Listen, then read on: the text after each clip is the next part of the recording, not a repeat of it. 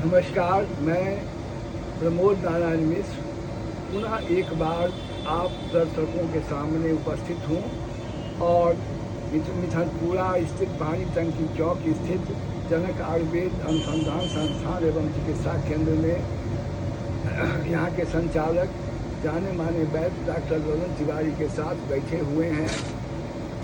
आज मैं इनसे दर्शकों के डिमांड पर प्रश्न करने जा रहा हूँ।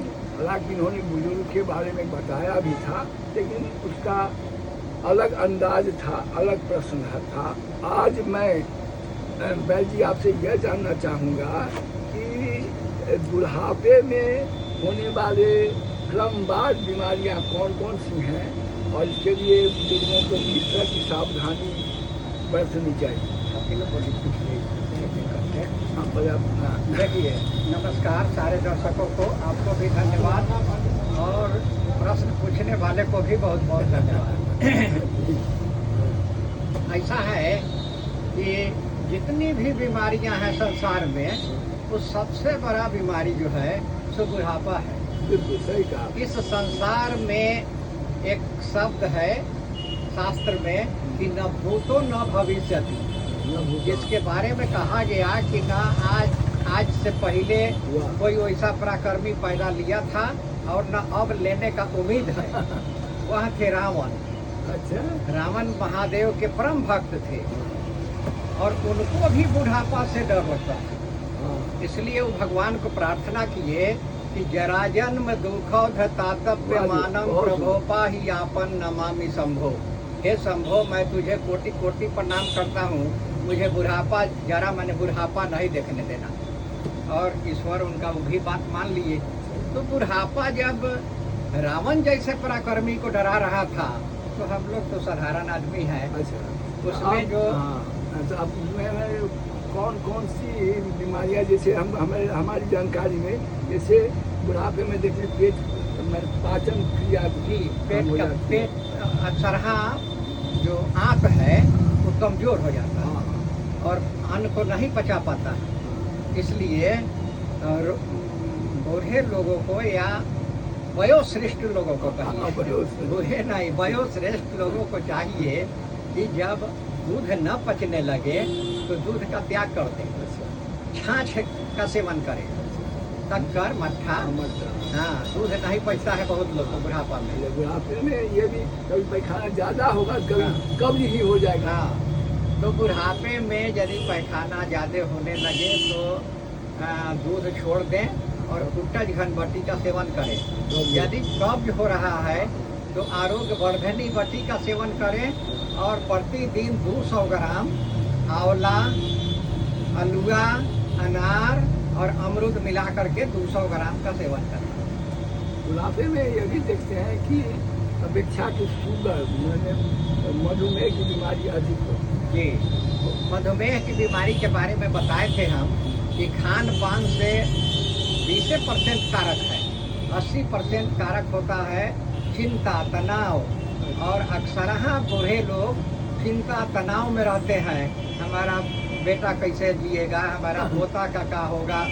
इसी फेर में वो बहुत चिंतित रहते हैं, इसीलिए उनका शुगर बढ़ जाता है। वो सब कुछ छोड़ दें, जैसा कि पिछले दफे भी बताए थे कि ईश्वर जो करेंगे सब ठीक करेंगे। विश्वास रखिए, ईश्वर पर भरोसा करके अब सब छोड़ दें। अच्छा, चिंता छोड़। बीपी भी बुढ़ापे में बढ़ जाती है कि बीपी भी उसी चिंता में बढ़ जाती है। अच्छा, ठीक है, दोनों से एक ही है। हाँ। अब हृदय रोग, हृदय भी हृदय घबराहट से हृदय रोग हो जाता है। ऐसे तो हृदय कमजोर हो ही जाता है। जैसे जैसे शरीर पुराना होगा हृदय कमजोर होगा। तो उसके लिए जो चाय पीते होंगे बुजुर्ग लोग हमारे, वो उस चाय में 10 ग्राम अर्जुन का छाल भी डालते हैं। अच्छा, तो बहुत सुंदर। तो हृदय रोग से वो वंचित रहेंगे। बुढ़ापे में देखते चलने फिरने में दिक्कत, गठिया, जी, जो आपने कहा एक बार कि 80 तरह की गठिया है। हाँ। जो भी हो, हाँ। लेकिन गठिया से भी वो परेशान रहते हैं, लाठी लेके चलते हैं, चलने में दिक्कत है, तो इसका क्या हो? अक्सरहा बुजुर्ग लोगों का की हड्डी घिस जाती है और वो मुड़ने में दर्द करता है या कट कट का आवाज़ करता है। बिल्कुल बिल्कुल। वैसे परिस्थिति में बुजुर्ग लोगों को दवा का सेवन बहुत नहीं करना चाहिए। यदि करना है तो केवल गुलकुल का सेवन कीजिए और एक्सटर्नल यूज के लिए कोई तेल मालिश कीजिए। जैसा कि हम बात रोग में तेल का एक नुस्खा बताए हुए हैं, बात रोग का तेल का, वो अपने हाथ से बना करके करें या फिर किसी कंपनी का वातनाशक तेल खरीद करके मालिश करें। अच्छा, ये तो बहुत अच्छा। देखते हैं कि बुढ़ापा उम्र बढ़ते ही आपकी रोशनी स्वतः कम होने लगती है। जी, वो सब ऑर्गन्स के पुरान होने के चलते, ऑर्गन्स के कमज़ोर होने के चलते ये सब समस्या आता है। फिर भी यदि आँख की रोशनी कम होने लगे तो 4 आंवला का सेवन प्रतिदिन करना चाहिए। चाहे वो कच्चा आंवला हो, चोखा बना के हो, चटनी बना के हो, अचार हो, सूखा हो या मुरब्बा हो। और यह भी देखा जाता है भाई जी कि आँख की रोशनी तो कम हो ही जाती है, कभी कभी तो चली भी जाती है, और कान से सुनाई भी कम देने जी, बहुत लोग को ऐसा होता है कि किसी को कान की झिल्ली फट जाती है, किसी को कचरा जमा हो जाता है। तो उस परिस्थिति में उनको चाहिए कि एक सुदर्शन का पत्ता आग में पका करके उसका रस निचोड़ करके ड्रॉप बना लें और एक ड्रॉप रोज कान में डाल लें तो कान का समस्या दूर हो जाएगा। अच्छा, अंतिम प्रश्न जो मेरे दिमाग में आ रही है कि बहुत बुढ़ापों को देखते हैं कि चाय की प्याली पकड़ेगा हाथ कांपने लगता है। जी, तो कपकपी की बीमारी भी अधिक 80 प्रकार के बात रोग जो बताए थे उसमें एक बात रोग कंप बात भी है। हाँ, कंप बात उसको कहते हैं क्योंकि उसमें नस के कमजोर होने से वो कंप बात हो जाता है, हाथ कांपने लगता है। या किसी को जो पहले बहुत दिन तक नशा का सेवन किया है, नशा का गोली खाया है, बुढ़ापा में उसका हाथ कांपने लगता है।